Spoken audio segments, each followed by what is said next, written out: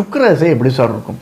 சுக்கிரன் வந்து புனர்பூச நட்சத்திரக்காரர்கள் சுக்கிரதசை வந்து 20 10 30 10 40 10 50 வயசு 50 வயசில் சுக்கிரதசை வரும் சார்.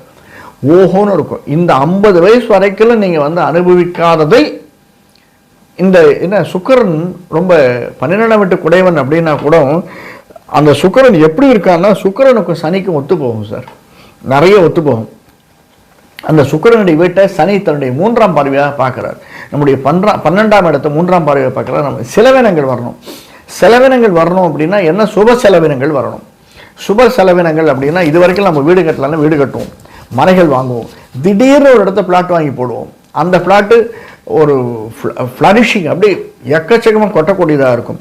ரியல் எஸ்டேட் பிஸ்னஸ் பண்ணுறவங்களுக்கு அல்லது கன்ஸ்ட்ரக்ஷன் பிஸ்னஸ் பண்ணுறவங்களுக்கு இது வந்து அபரிமிதமான ஒரு லைஃப்பை கொடுக்கும். சில பேர் இந்த ராக்குன்னு சொல்லுவாங்கல்ல, அதாவது பாறைகள், அதை தொட்டு பிஸ்னஸ் பண்ணுறவங்களுக்கு இந்த சனிப்பயிற்சி ஓஹோன்னு இருக்கும்.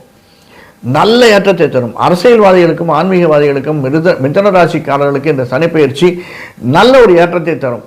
எம்எல்ஏ ஆகலை அப்படின்னா எம்எல்ஏ ஆகிடுவாங்க. எம்எல்ஏ இருப்பவர்கள் மினிஸ்டர் ஆகிடுவாங்க. மினிஸ்டராக இருப்பவர்கள் வேலை கொழிக்கிறதுக்கு வசதியெல்லாம் இருக்கும்.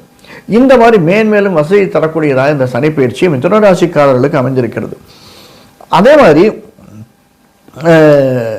சில செயல்கள் நமக்கு வந்து ஒருத்தர் ஃப்ரெண்டு சொல்லுவார், இந்த பிஸ்னஸ் ஆரம்பித்தா நல்லா இருக்கும் அப்படின்னு.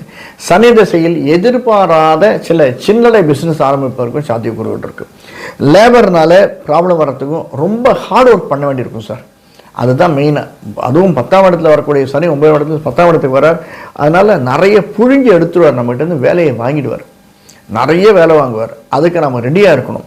இதற்கு அடுத்ததாக மெயினாக இந்த திருச்சிக்கு பக்கத்தில் ஒரு இடம் இருக்குது சார். என்ன ஊர்னு மறந்து போச்சு.